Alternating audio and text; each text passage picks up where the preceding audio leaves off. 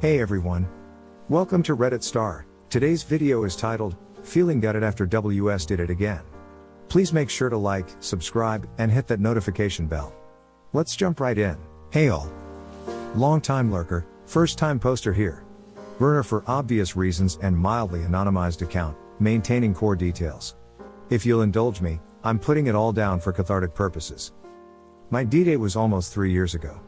At that time, I had been married for almost 3 years when I found out my wife had been cheating on me routinely. In the months prior to finding out, my spidery sense had been growing increasingly suspicious that something was up.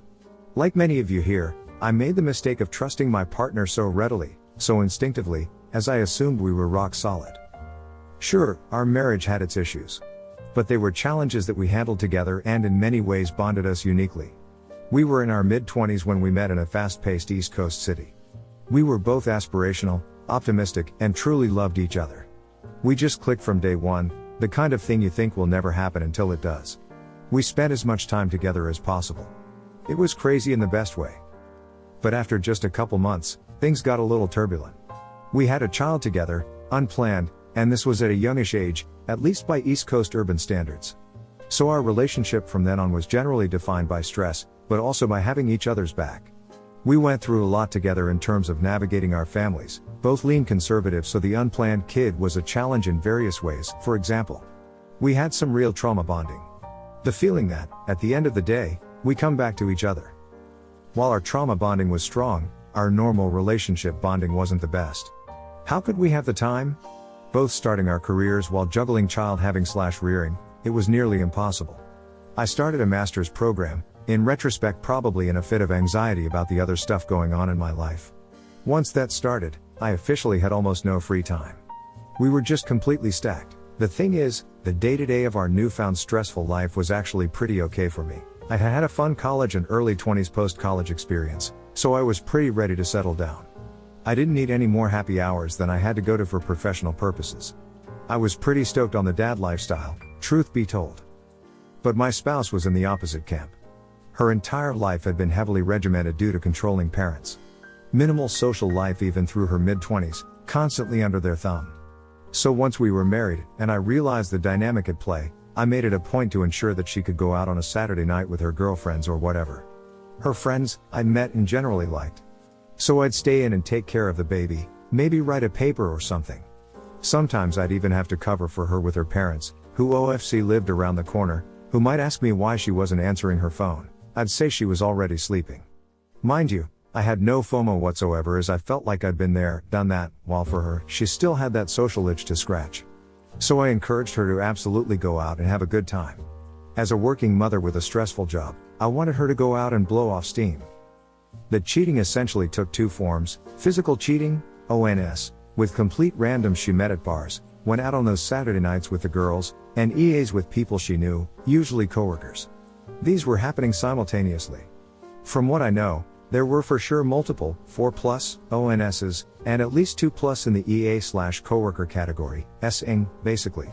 I don't think the latter ever turned into the former, but it is hard to say. Honestly, when you're talking about multiples of 5+, it starts to lose meaning. I was so rocked on D-Day. It was a thing where I was about to go to bed and saw her phone go off. I'd had the creeping suspicion, so I caved and checked. Boy, was I in for a surprise at the scale of what I found. Christ, I was then in the final semester of my master's, working on a research-intensive thesis. Hardest few months of my life getting that done after finding out. We went to MC pretty quickly after, and I actually felt her remorse was genuine. She ended up getting diagnosed with some psychological conditions stemming from her tough upbringing, which were framed as the big reason why the cheating happened, among many other behavioral effects. I was willing to analyze the situation very holistically, and it truly did make sense. So I swallowed my pride and decided to work to stay together. For our child above all else. In the short term, things got better.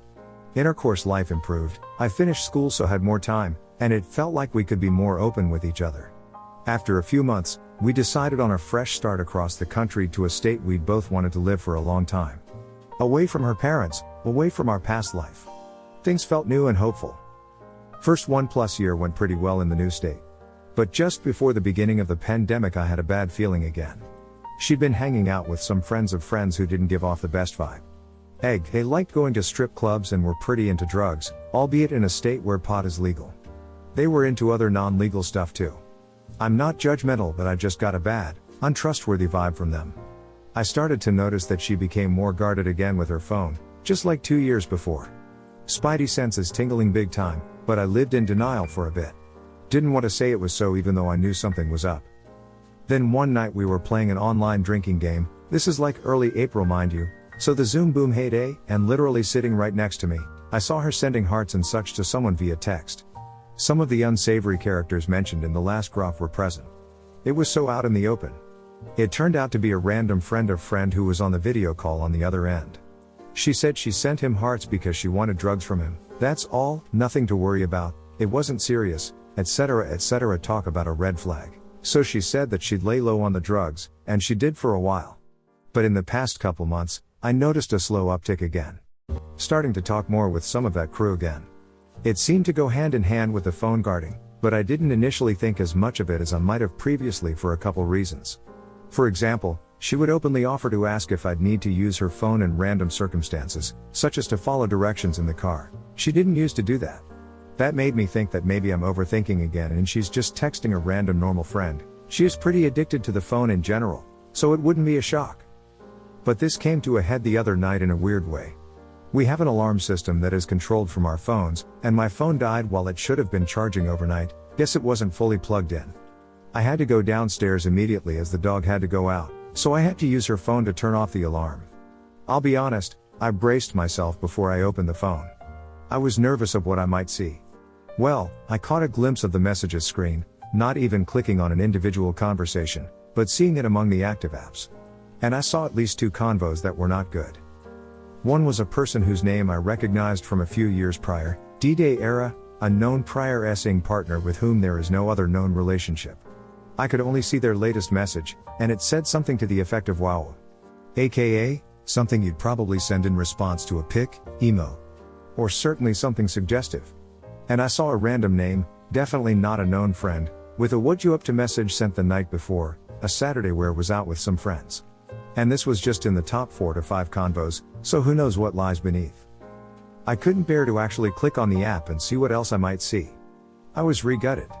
I've been gutted multiple times now, to the point that it's hard to feel much. But damn, I felt it again, that gut punch feeling. Many of y'all know it like no one else in my life, so here I am sharing it with y'all.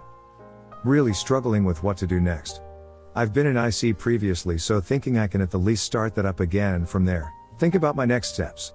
But damn if I don't feel like this is the beginning of the end of our relationship. I spent the past 2 days trying to act normal while plotting my escape, something I'd never done before. But I think it has to happen. I have to preserve myself, sick. I apologize for the dire outlook as I do believe rehabilitation and rebuilding are totally possible in the right context. People do make mistakes or make decisions that aren't totally rational. I even experienced a brief rehabilitation and even improvement in my own relationship in the short term. So if you're someone working toward change post D-Day, I want you to maintain that positive change and happiness as possible. I have no doubt about that. But at the same time, you have to trust your gut. If it feels off in a bad way, then it might be time to jet. It hurts, but it is good to realize that at the end of the day, you can't change other people. They have to change themselves, and if they don't, then at some point your best option is to change yourself. I think I'm nearly there. Thanks all.